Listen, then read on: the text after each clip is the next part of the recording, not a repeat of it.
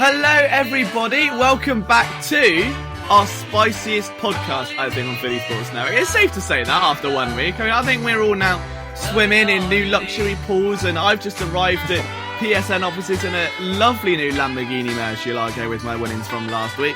Ricky Amendeo and Liam Jenkins bringing you Spreading the Love podcast, spreading the wealth, I think we should call it, after week one. Ricky, not only did you turn 21, not only did you have a whale of a time at the casino and just going a little bit crazy, but you're a very rich man after last week.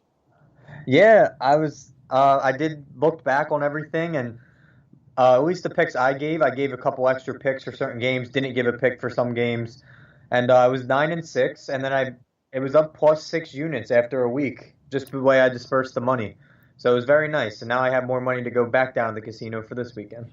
Yeah, I know. I think my probably favourite part of that entire weekend was going through the NFL games and at different stages just having us text each other and being like, oh my God, oh, this is happening, or this pick's looking good, or this one's looking bad. And it was just a vibe. Like, I did not think... I was a bit confident. I didn't think we'd come out that much better off, sort of thing. I thought we'd maybe break even, if not get 1 or 2 above. But I was saying to you, before the podcast, I deposited on Thursday night last week £30 to bet on college football. We're now over a week later, and I'm on 400 winnings in total, which is... I don't want to jinx it, but it's going well so far. So if you're new to the show, we are going to predict and give our betting projections for every game on Sunday for the NFL. And the way we're going to start is with a little game I like to call To Cheat or Not to Cheat, where I'm going to give Ricky my best bet of the week. He's going to give me his best bet of the week. And the idea is that we have to try and convince each other to drop our own best bet and bet the other person's. Now, we both cheated last week. I think somehow we both got it right. So, it was a mutually beneficial little cheat we had on there. Oh, no, you had the Eagles, didn't you? Yeah, I was about to say, they screwed me. Oh, man. Well, you know what? That's what you get for cheating. That's all karma comes around, mate. That's all I can say. And we'll see what we can do this week, though. Have you got a spicy bet to start us off with, Ricky?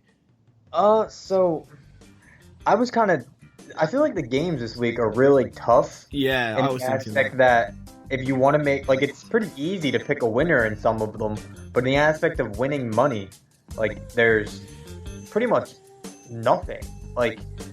If you're looking at money lines, but the one bet that I have that I feel super confident in is actually a boosted prop bet on FanDuel, if anybody's using FanDuel, but it's for Phillip Rivers to throw a touchdown in each half. That's sitting at plus 140. I just felt like the Vikings defense got torched by Aaron Rodgers. And I'm not saying Phillip Rivers is Aaron Rodgers, but Phillip Rivers throws the ball, and he throws it a lot. So I could definitely see him scoring at least a touchdown in each half. Yeah, I think, what did he have? Was it 1 touchdown, 2 picks last week or something like that, I think?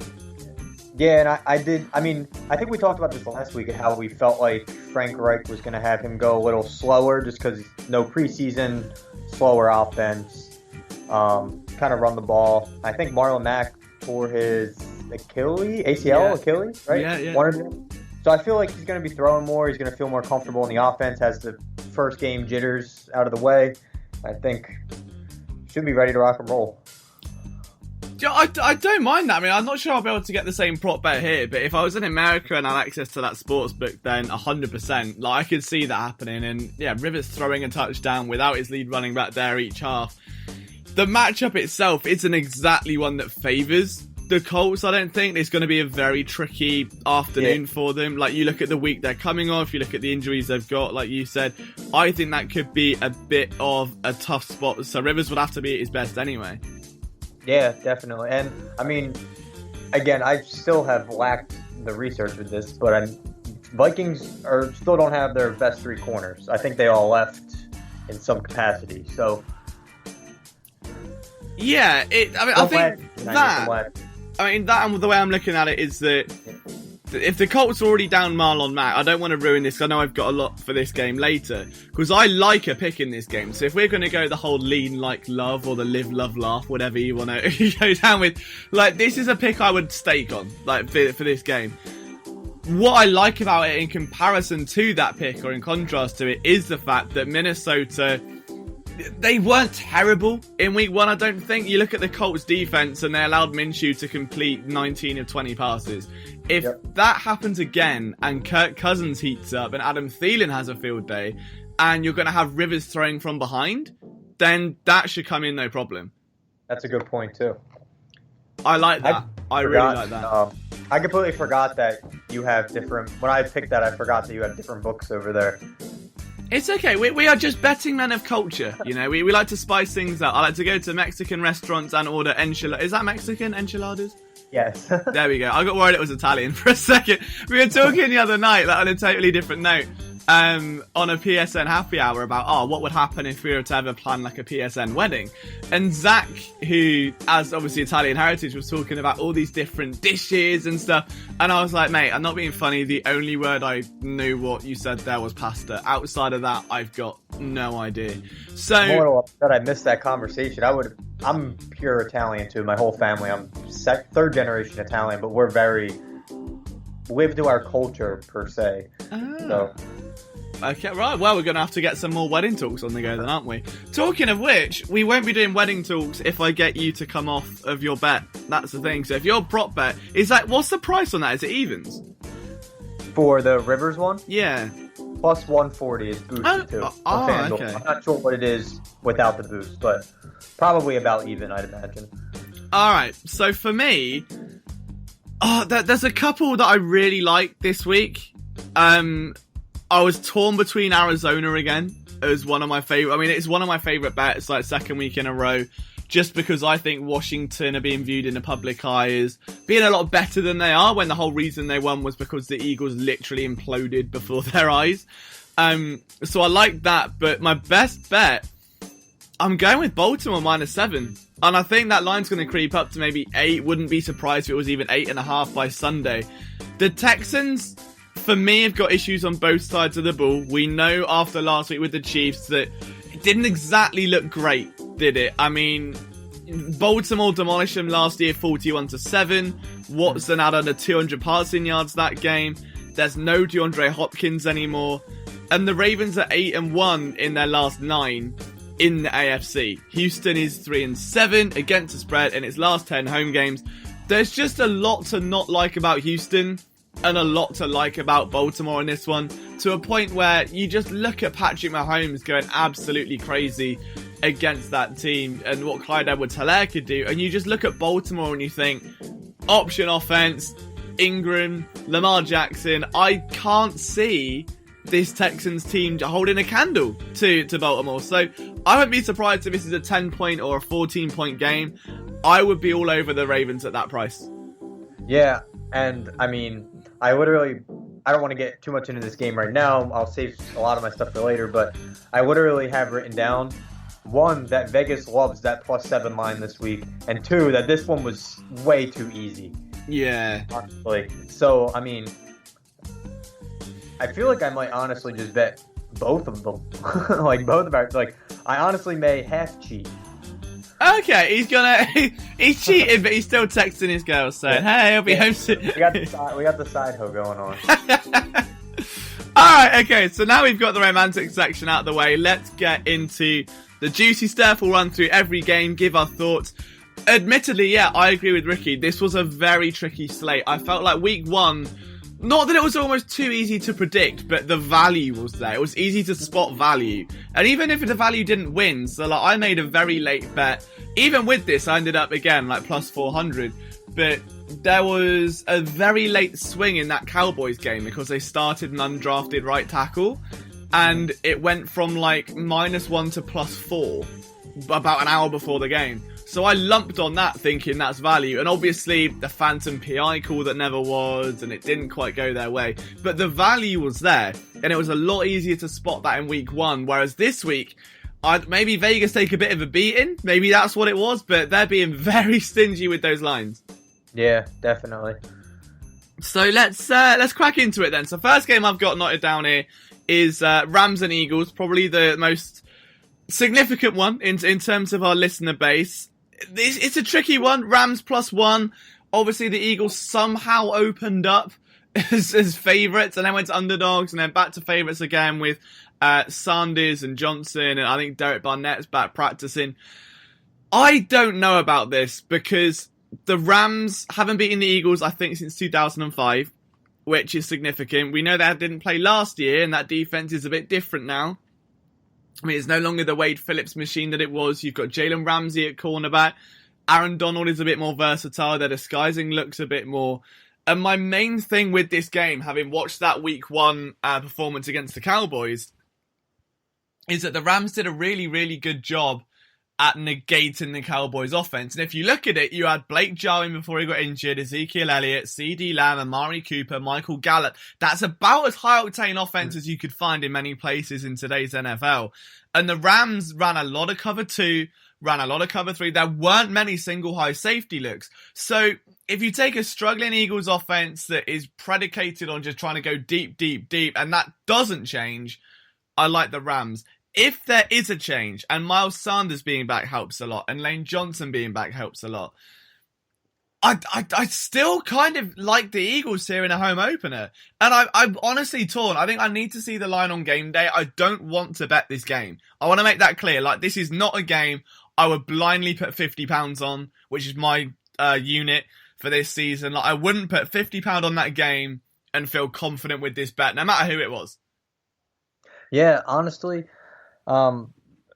actually, a fact that I did find before I even hit on stuff you say and before I go into my stuff, since the start of the 2003 season, NFL teams that lost as favorites in week 1 are 40-28-1 against the spread the following game. Oh, wow. And on that same note, underdogs like the Eagles in week 2 are 28-16-2 against the spread in that situation compared to the favorites at 18-18-1. So there's clearly a market overreaction to the first week, and that's going to happen. I think the Eagles started as when looking back in like August when people are starting to look at the schedule, I think the Eagles were like -4, -5 in this game. Yeah. And the last I saw, I think it was even. Like basically -2. I think it was a -2 game. I'm not 100% sure. I haven't looked since like yesterday, but I don't really have a best bet in this game like you were saying. I mean, I do think that after listening to Sports Talk Radio this week and hearing some of like Doug's press conferences and hearing some of the stuff that happened, I could see Carson Wentz throwing for 2 touchdowns, and his line is at 1.5. So if I had to force a bet, and again, I mentioned it before, I'm not betting on a game where my heart is. But if I had to pick, I'd go with Carson Wentz over 1.5 touchdowns. Yeah, no, that's a good shout. Yeah, I think, especially with Sanders back, as odd as that sounds, it gives him that extra release valve out of the backfield, which they really didn't have last week. So yeah, I can see that. Because he threw 2 last week, right? Yeah, he had 2 and 2 picks. Yeah, so I could definitely see him getting another 2 this week. I just don't like betting this game at all. And it's like, I know we try and give a pick for every game and then we'll say the ones we're actually going to play, but I just want to stay as far away from this as possible. Because it could very easily be blowout city one way or the other, in the Eagles coming fired up. It could be Aaron Donald wreaking havoc against Jason Kelce and Nate Herbig. It could be Jalen Ramsey taking away the threat of Deshaun Jackson, then you have to target J. Jewell. It might be that there's extra safety help given to Zach Ertz. There are too many wild cards in this game, and all I'm thinking of right now is the Eagles offense has to change. And this isn't a strictly Eagles podcast, so I'll save this one for later today. But if you watch the video on Thursday, where I was just talking about the fact the Eagles just did nothing but weak side runs and deep shots in the second half, and that was it. And it was Carson Wentz getting frustrated, taking unnecessary risks, and when his back's against the wall, he seems to get that reckless Madden play of just going 4 verticals every time and wanting it all back in one play. We don't know if that's going to change in week 2, so yeah, I'm just staying well away from it, and we'll observe it as fans, I think, for this week, for the sake of our own sanity. Yeah, and real quick before we move on, I actually was I was listening or watching to something, and they pulled up Carson Wentz's scouting report from when he was in college. Yeah. And I don't want to spoil it, but if anybody goes and reads that through, I forget which website it was through, but if you need something to talk about or read or something, go check that out and compare it to the issues he still has now. It's literally mind-baffling. Yeah, I mean, the thing I always go back to is Gruden's QB camp, if anyone's ever watched that. Oh, And I love that. yeah, and Gruden preached in 2016 he wants Wentz to be a two-handed monster and protect the football and keep it high and tight. 5 years later into his NFL career, and it's still exactly the same thing. So yeah, fully agree with that one. We'll leave that game then from a betting perspective outside of maybe a sneaky prop bet, unless there's some in-play value, because for me, it just doesn't sit right. So moving on to the second game then, we've got Bucks minus 8.5 against the Panthers, which this line is one I really like. Now, before I say anything, where do you stand on it? I mean, I don't see why the Bucks would be so high. Yeah, that's Like, exactly my thoughts. I really, I feel like one of the biggest reasons they got rid of Jameis Winston was because of turnovers. And Brady last week didn't really show much different. I think he had 2 interceptions. And he didn't really pad his stats. I think he had a pair of interceptions, a pair of touchdowns. And like I've seen this line move a lot. Like I think it was at 10.5 at one point. Maybe that was to start the season. I was looking at the trends of it. I think it was 10.5 like a few weeks ago. And I mean now it's down to 8.5, you said? Is that what the latest thing was? Yeah, that's what I've caught out, yeah. I mean, I could see the Bucks winning by maybe a touchdown, but I don't know why you would bet on them winning by 10. No, and I mean, the thing is that there's no Chris Godwin. He's still in concussion protocol. Yeah. You've got Mike Evans, who's still dealing with a lingering hamstring problem. Tom Brady didn't look great, like you said, and I think that's kind of been the case even last year with the Patriots. Like Bill Belichick and that scheme, it was so much in the way of Sony Michel and James White and Julian Edelman of just slots and dumps and screens and the rest of it. Like, there was never really Tom Brady having to quarterback as much as it was manage the offense, if that makes sense. And now he's with a Bucks team where they need him to carry the team. They need him to play that firepower almost. So I don't like it. And I understand the Panthers are young on defense, but they got a very sneaky backdoor cover last week, which I loved. I wish I put them in a treble. I didn't. I ended up on a double with Arizona and Buffalo, and it was going to be with Carolina as well, and I was gutted I left them out. So you're getting... sorry, I was just playing with a shaver. You're playing with Carolina plus 8.5 at home. Like, a touchdown at home as an underdog against a weakened offense, like that's too good for me. Like I feel like I'm missing something, but I'm all over that. Yeah, I mean, and if I'm on the same wavelength, I completely agree. And I believe the over-under is 50 for this game. So, I mean, or maybe it's 49.5. But if you don't want to touch the line and pick a winner, I mean, under 49.5 sounds, I don't think many points are going to be scored. Maybe I'm wrong, but if you want to take a safer bet, under 49.5, 50, whatever it is, might be the other half of it too. Yeah, no, I agree with that one. So this is probably the bet that we would both recommend in that situation. I don't say I love it. It's not something I would go and put my dog over the bookmaker counter for just yet. But it's one where I'd probably think about it before going to bed at night. I'd debate it. Moving on to the next one then. Denver at Pittsburgh. Steelers, 7.5 point favourites. This is another really tricky one for me because in theory, that Steelers defense is utterly unbelievable, but you can't really expect them to allow 29 rushing yards every single week. And I feel like that was it was an oddity on both teams' occasions. Like if you look at who they were playing, you look at who the running back was, I don't think that's going to happen very often for either parties in that. I like the line on totals here, which is under 41. It's already dropped 2 since it opened on Sunday. The prop bet that I really like here, is Drew Lock pass attempts.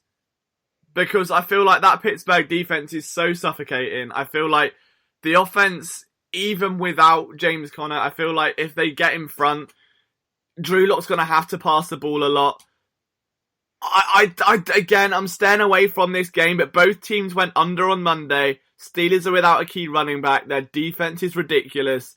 If Drew Lock's throwing from behind, is he going to be able to keep up with them? Probably not.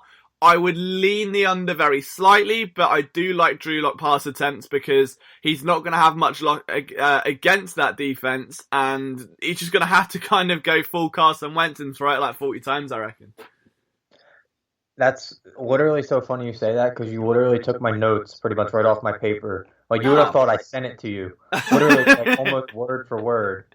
Like, everything. Are you on the same sort of thing, then? Yeah, the last I saw it was at 41.5. So I would definitely take the under there, like you mentioned. And I actually wrote down check on Drew Lock passing yards. And I'm trying to find it now, and I can't. So I guess it's not up yet. But, I mean, I don't see him. I think he threw for like 215 or something last week. So, like, I would take the under if it's in like the mid 200s. I don't see him, kind of like you said. I like the pass attempts thing. But if it's I know a lot of quarterback passing yards usually falls around like the 260, 270, 280 range. I'm not sure if he reaches quite that high, but I do see him at least trying to. Yeah, well, I mean, do you know what? We haven't massively disagreed on a game yet in 1.5 weeks. So there's still time. We can still find it, I'm sure. But we haven't had one where we've massively been like loggerheads. I'm quite impressed. I feel like they've been kind of obvious, so. Yeah, that's true. It makes me feel a little bit better my experience. Very true. So, Atlanta, Dallas. This one, I swung both ways on this, I can't lie. The fact it opened at 7, Dallas, several key injuries, as we know. Leighton Vander Esch isn't there. Injuries on the offensive line. It's not great. Blake Jarwin's not there.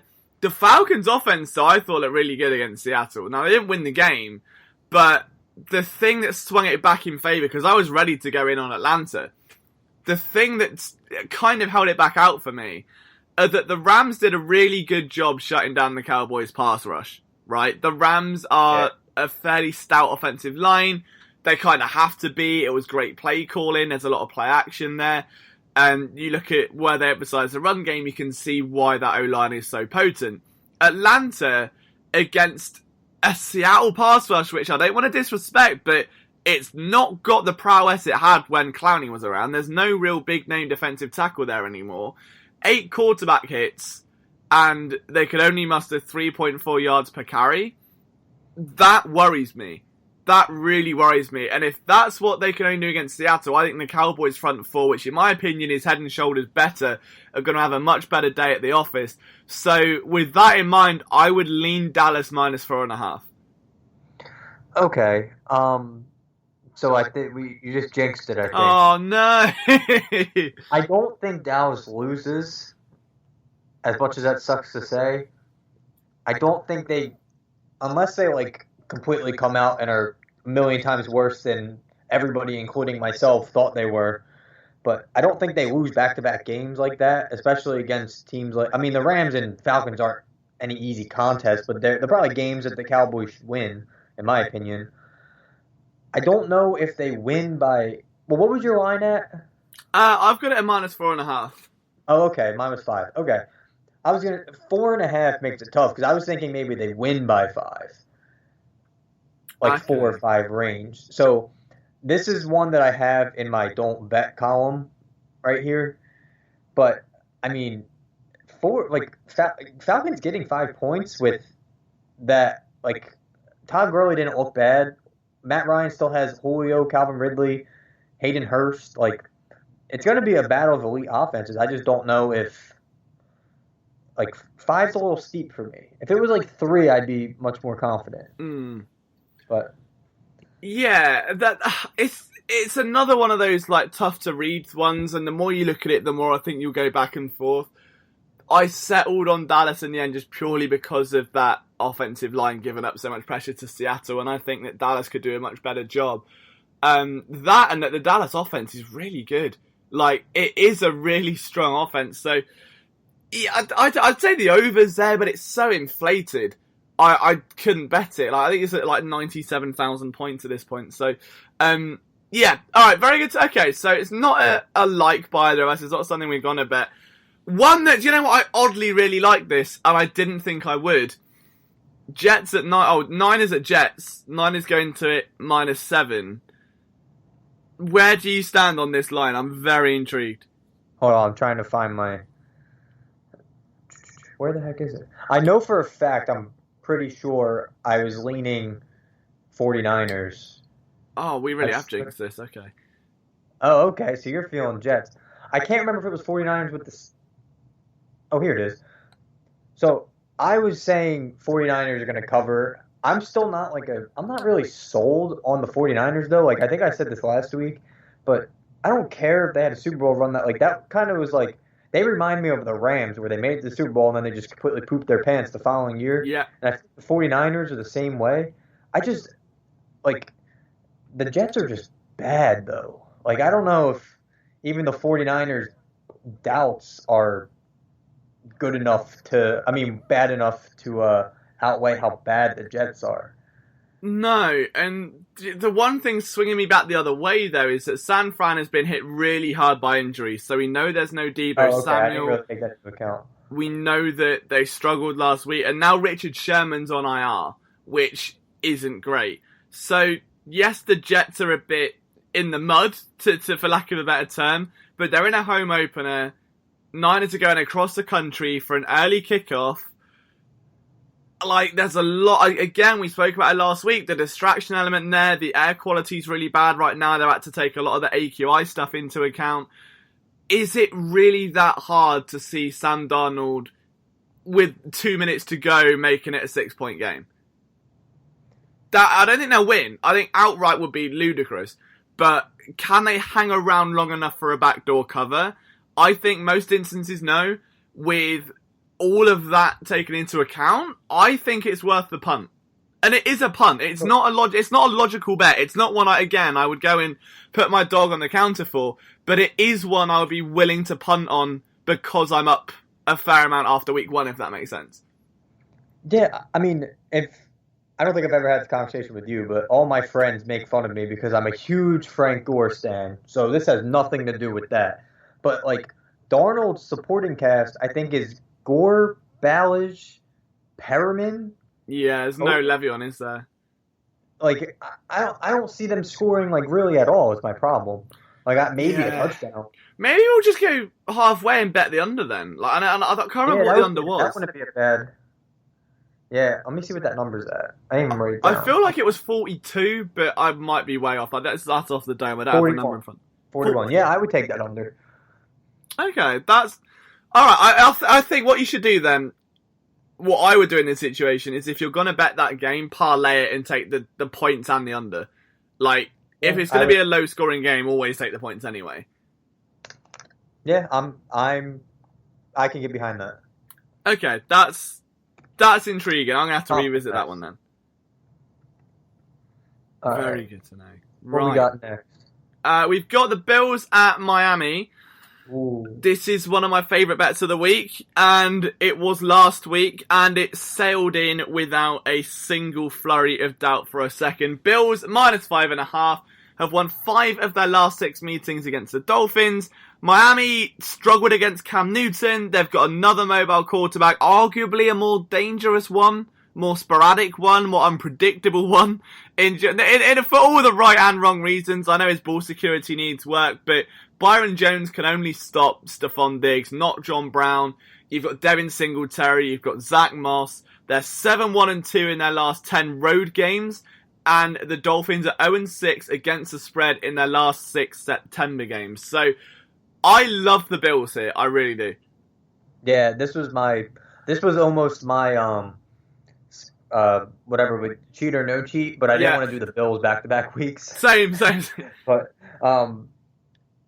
yeah, I mean, Bills looked so impressive last week. I mean, I know it was the Jets, and I just dogged the Jets, but the Bills look good. And, Josh Allen, I know you brought up a bunch of stats that even proved my point even further, but Josh Allen himself has even been good against the Dolphins. I'm pretty sure, I was looking at some of the games, he's 3-1 against them with 11 touchdown passes, and he would be 4-0 if he didn't underthrow Charles Clay in the end zone 2 years ago. Yeah. So, and the other stat I have down is Josh Allen himself has run for 11 yards a carry and 3 touchdowns in those 4 games. Wow. So he's no joke against the Dolphins. I don't know why you wouldn't pick the Bills spread here. Yeah, no, I think that could be the easiest decision that we've had to make in this show so far. I really, really like that pick. Minnesota plus 4.5 against the Colts. There we go. The Colts defense allowed Gardner Minshew to go off and create history and complete 19 of 20 passes. You spoke about this bet with Philip Rivers and that line earlier on. The Colts without Marlon Mack, they're without Jack Doyle. I think the Vikings could even sneak this outright.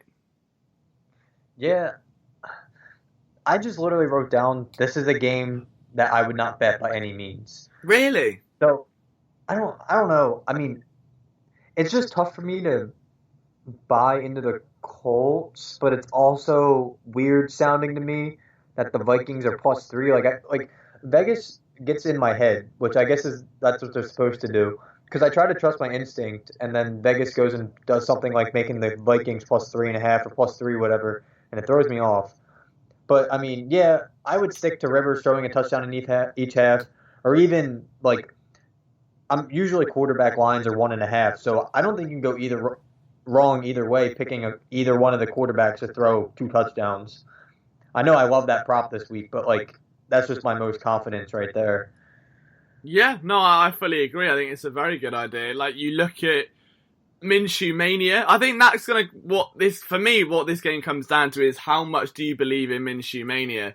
One very intriguing stat, though, is that, believe it or not, Minnesota all-time at 0-11 at the Colts.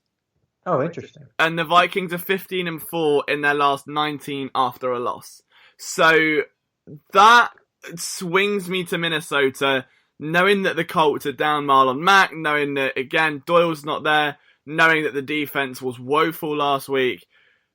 I think I really like Minnesota. I really like Minnesota here. You're getting more than a field goal. I would take Minnesota or the under.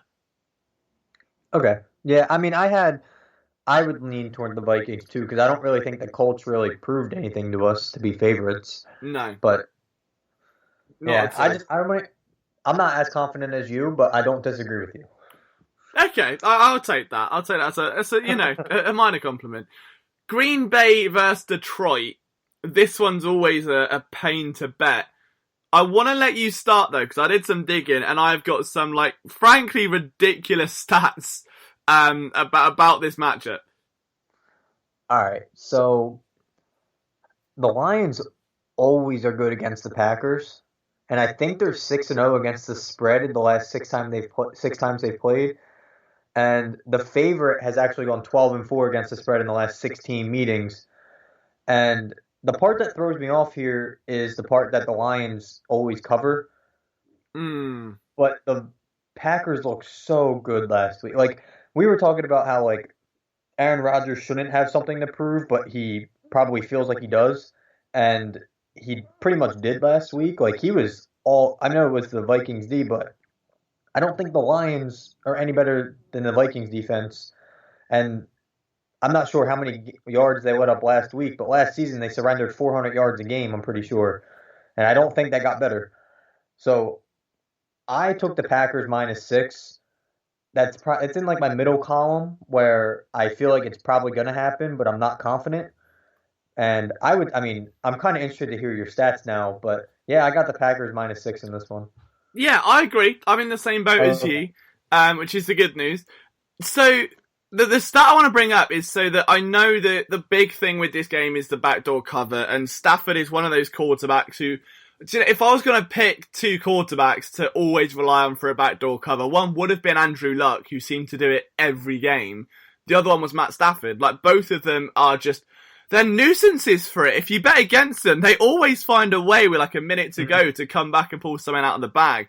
But in overall money lines, Aaron Rodgers 15-5 against Detroit, and in those 20 games, 41 touchdowns, 8 interceptions.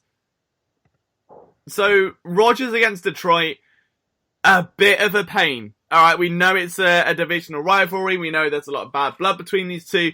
Lions 2-10 in their last 12, but we know they've obviously been, as you said, in the mud quite recently. Covered 6 straight against Green Bay. The thing that swings me really heavily to Green Bay isn't even the Aaron Rodgers stats. It's the fact that there's cluster injuries at cornerback for Detroit, which bodes very, very well for that receiving group. On the other side of the field as well, you've got Kenny Golladay that could well be down for the Lions. So you take away a top weapon for Stafford. You take away his protection at cornerback. They're already without Darius Slay. It's already a revamped secondary. They're already struggled last week. So Green Bay, like you said, chip on their shoulder. Rodgers looks like he's going to be very ticked off all season long. I think this could be a blowout. Yeah, and I mean the fact that the Lions probably lost all their confidence last week, because wasn't it the Lions where the running back dropped the touchdown in the end zone at the end of the game? Right at the end, yeah. Yeah, Packers all the way. I'd be depleted of confidence if I was on that team. Alright, so next game then, Giants and Chicago Bears. Chicago 4.5 point favourites. Trubisky's a pain because he was able to get 3 fourth quarter touchdowns and steal a win in Detroit, but I don't think that happens if the Lions don't lose every single cornerback they've ever had in the space of that quarter. Like if that doesn't happen, Trubisky doesn't do it. The Giants, I felt like, were a massive anomaly in week 1. You do not ever see Saquon Barkley have that kind of performance again. That was ridiculous. So that line for me is inflated. There's a little bit of love around Trubisky, a little bit of panic against the Giants. I think 4.5 points it's too much to favour Trubisky. I don't like him by 4.5 points.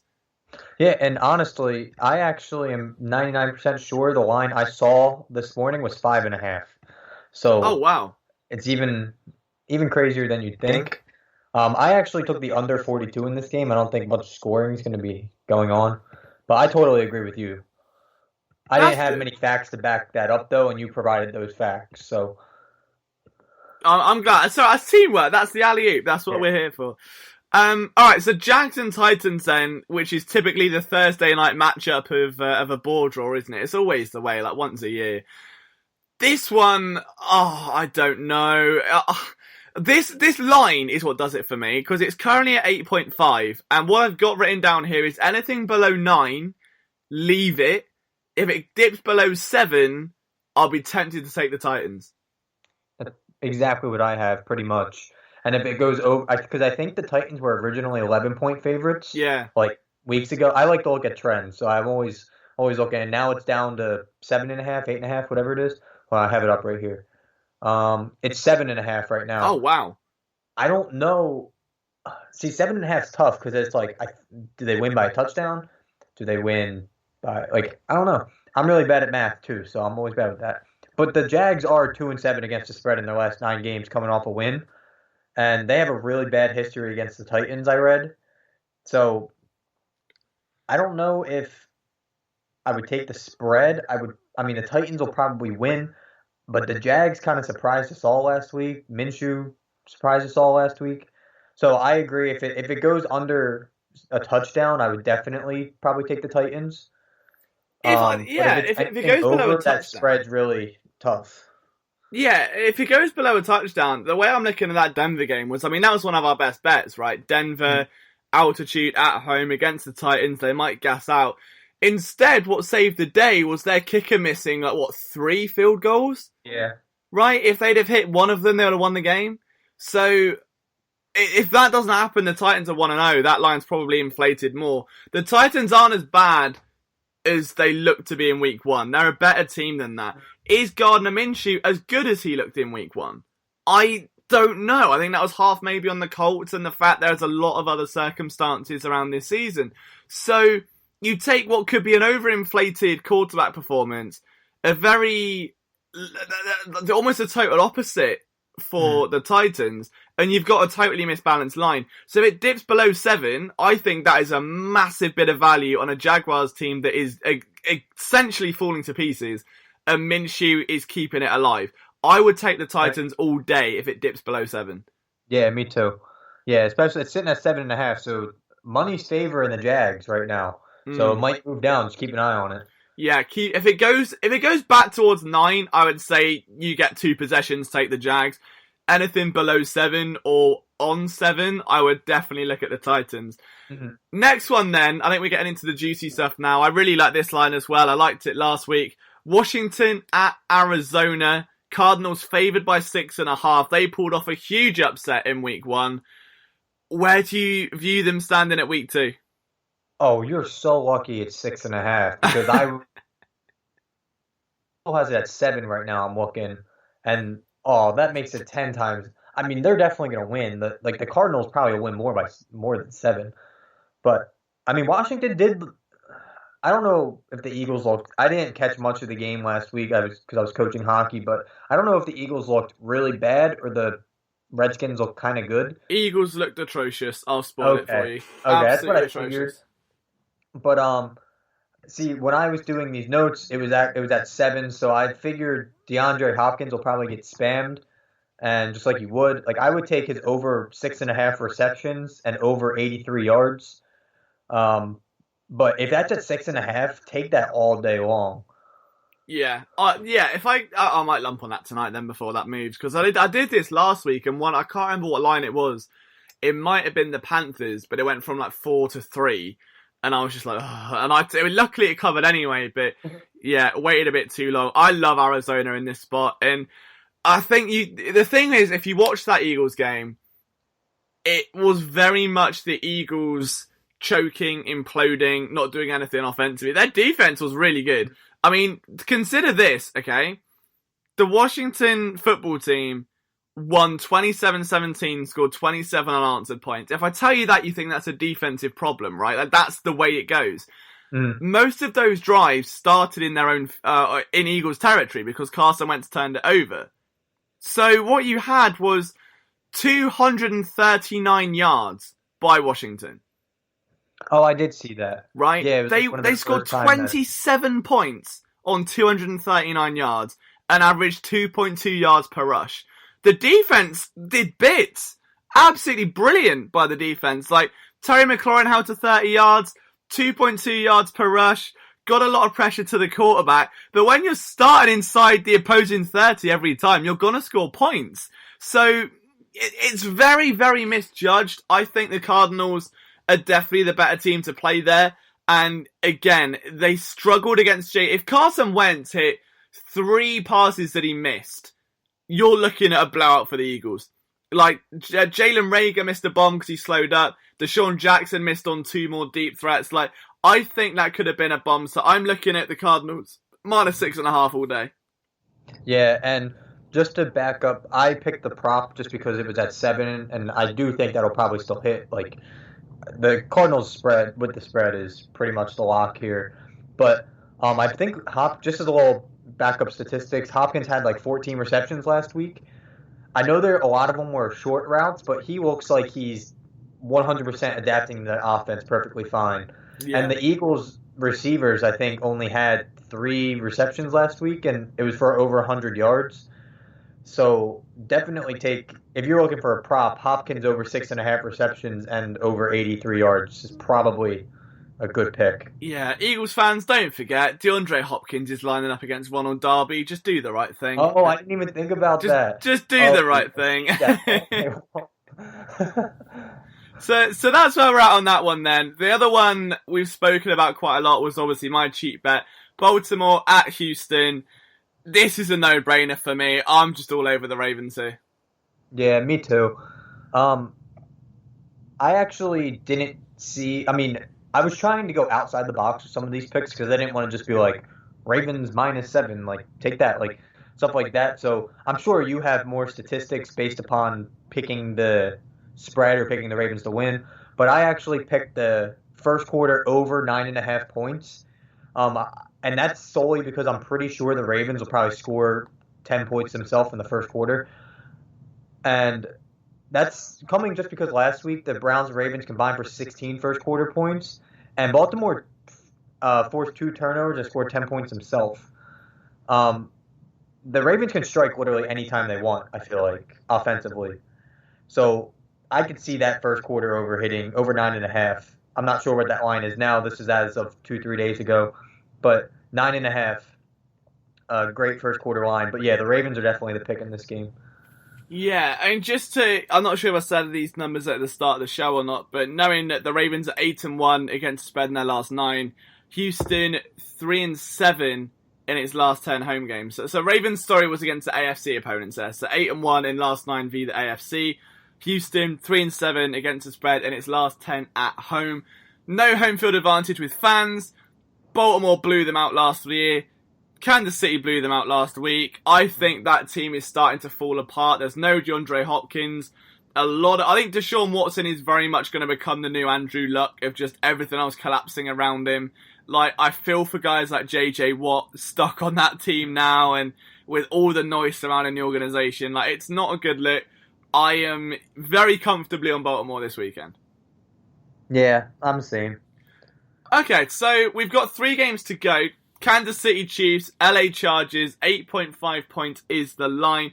It's a lot to lay, but I feel like with this one, you gotta lay it anyway. Yeah, like, honestly though, like, I don't know why you would even care to bet this game unless you're, like, a Chiefs fan. Yeah. The Chiefs are gonna win, like, there's no doubt about that. If I'm betting this game, I would bet the spread 8.5, but I would also probably do a teaser. I'm not sure which other game, but make this like Chiefs minus 1.5, 2.5. Tease it with something else. Get your basically even odds and go on with your day. So that's my opinion. I don't really think I don't like anything in this game, but yeah, I don't know. I feel like to make it a bit more interesting, Kansas City had 7-0 against the spread in their last 7 road meetings. 11-1 in their last 12 September games, which, if you think there's 4 games September, that goes back past Patrick Mahomes, right? Mm-hmm. So that at least bodes well into a trend that transcends one great season by the quarterback. Chargers are 0-5-1 in their last 6 divisional games against the spread. So you take a new quarterback, you take some injuries, you take the Chiefs, and I'd like to think that's a no-brainer. My worry is that line is going to creep up quite a lot. So if you are looking to bet that and go for heavy favourites, do it sooner rather than later, because I can't see it staying below 9 for too long. Yeah, I actually was just playing around with it, and I put the Cardinals and Chiefs in a 6-point teaser, and which basically will bring the Cardinals down to -1 and the Chiefs down to -2.5. So you're basically saying the Cardinals are going to win, and the Chiefs are going to win by a field goal, and that's -130. I don't know why you wouldn't do that. I'd be very confident in that. So, but yeah, I'm also confident in the Chiefs probably winning by more than 10 points anyway, so. Yeah, no, it's one of those games where probably an easy bet, but the stakes are too high for it to be logical. It's really not worth it. Yeah, that's it. It all comes down to value, and that's what I'm saying. Like, I would rather take a punt on value than push when it's not there. Like that Cowboys game last week, when there was a 4-point swing an hour before the game, I went all in and I put down a £50 stake. I knew there was a good chance it wouldn't land, but the value of it was too good to pass up, because on paper that was where it was gleaming. It was like just shining in value. This one, there's no value to be had. We know the Chiefs are going to win. They know they're going to do it in big fashion, but you're mortgaging a lot to get what might not. You've got more chance of a backdoor cover than a Chiefs win in that degree. So I would say if you want to bet the game, get on it early or parlay it like Ricky says. And on that note, we move to one of the headline matchups of the weekend, one that is hard to bet, I think, from one perspective. New England at Seattle. It's a Super Bowl rematch. Seattle will go into it -4. Where do you stand on it? Okay. I feel like the Patriots controlled most of the game last week against the Dolphins. And, I mean, that's the Dolphins, though. That's not Russell Wilson, and that's not the Seahawks. And Wilson had a really good game last week, I feel like, himself. I mean, like 4 touchdowns. I think he had, like, 4 touchdowns, right? And then, like, over 300 yards. And I don't think the Patriots' defense is a pushover, but I don't think Wilson's stats will really vary much from last week. I think he's going to have a very successful game again. New England did run a lot last week, I noticed, and that might be due to Cam Newton, who I think had like 70 yards himself. But I think they had over 200 yards rushing. and I don't know if they can do that against the Seahawks. No. So let me check the live line while I have it up right here. But last time I saw it was 4. Okay, it's Yeah. still at 4. I would definitely take Seattle -4. I fully agree. And part of me still says, do I really want to bet against Belichick when he has points? Like, that's always the thing with the Patriots, is do you bet against Belichick when he's got points as well? Like, it's a tough combo to kind of master. The problem is, though, that Seattle looked like a different beast last week. I really do. And compared to what Miami are, like, New England probably had the best team to start off against, divisional rival. They've owned them. You get some shithouse wins from Miami occasionally. But overall, that's a New England dominated series. First game for Cam Newton looked great. Like you said, he was able to rush the ball quite a lot. Is he going to be able to do that with Jamal Adams playing in the box as a potential spy for most of that game? We know what that Seattle defense is like. Like, on the back end, it's looking very strong again.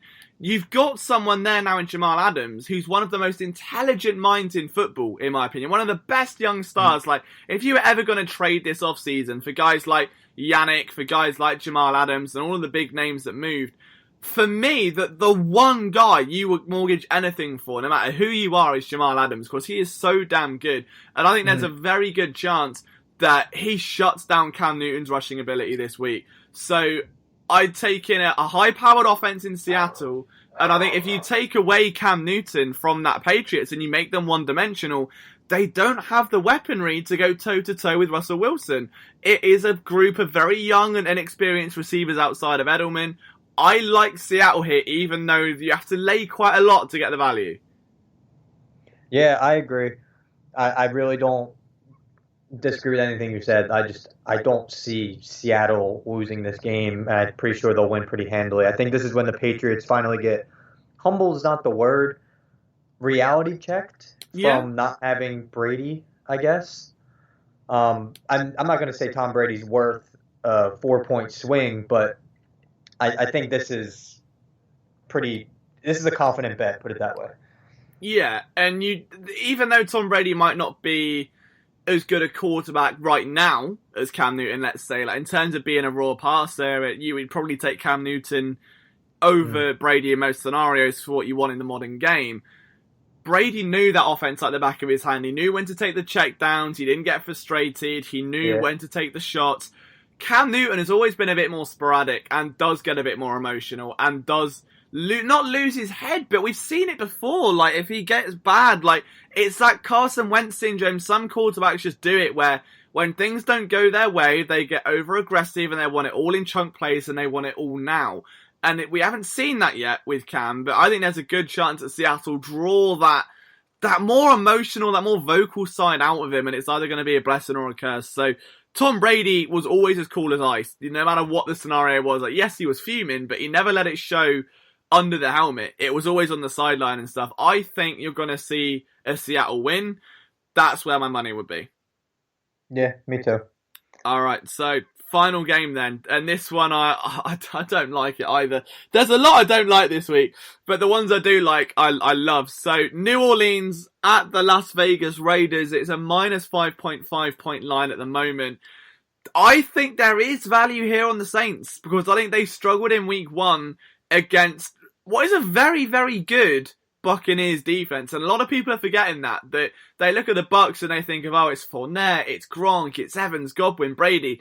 The defense is scary in Tampa Bay, and it has been for a couple of years now. And the Saints found out the hard way. Now, they were able to frustrate Tom Brady and a Tampa Bay offense that is stacked with weaponry, right? We just said all the names then.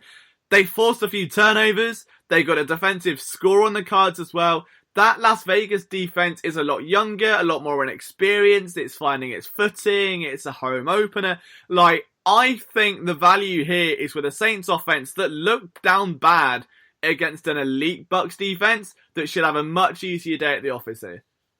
Yeah, and kind of on that note, I know the Saints aren't going to have Michael Thomas, and that's pretty significant for Drew Brees. But we've seen Drew Brees have success with people that aren't Michael Thomas. And the Saints defense held the Bucs to like 4.5 yards of play and I think 3 turnovers last week. And the Raiders offense is not the Buccaneers offense. I agree. I do think the Saints cover here. I think I'm not really scared of some like backdoor cover. Like the Saints should handily win this game. But my most confident pick is the Raiders under 22 team total. I don't see the Raiders scoring 3 touchdowns. Plain and simple. Like I'll keep it nice and short. No, I like that. That's a good. I didn't even think of that pick. That's very good. So that brings us to the end of our podcast, episode 2. I'm not feeling as confident as I was last week. But then again, last week I wasn't even thinking we'd end up as high up as we were. So I would say, yeah, I think we've probably been a bit more honest with ourselves this week. We're not betting every game. We've let you know the ones we feel really good about and the ones we would stay well away from. But overall, Ricky, how are you feeling going into Sunday? All I know is I have a ton of money to blow. Yeah, that's what I'm like. I'm not blowing it on games like the Saints and Raiders, honestly. I'm putting my money where my mouth is and betting the games I'm confident in, and that's it. Love that. Very, very stout betting. So, Ricky, where can people follow you if they want to hear more of your betting advice and general rule takes on sport? Because obviously, you are one of PSN's finest. I know you're having to take a little bit of a breather right now because you've got a million things going on in life. But where can people keep up to date with all of your goings on? You can follow me on Twitter at Ricky_Amadeo8, and then you can follow me at The Daily John on TikTok, where hopefully I'm trying to get more TikToks out. It's just they take so much tedious time, and I don't have that time for tedious things right now, but I'm going to really try. So follow me on TikTok. You'll get free plays almost every day. Love that. And from experience, and someone that is an avid TikTok user, Ricky's account is, well, A, great for making money, B, for entertainment value as well. So if you love this podcast, guys, it would be amazing if you could leave a 5-star rating or hit a follow or subscribe on whatever platform you're on. Thank you so much for taking the time out of your day to listen to this. Best of luck with your bets and let us know what games you're taking, which ones you haven't, and of course, how you did after week 1. From myself, Liam Jenkins, from Ricky Amandeo,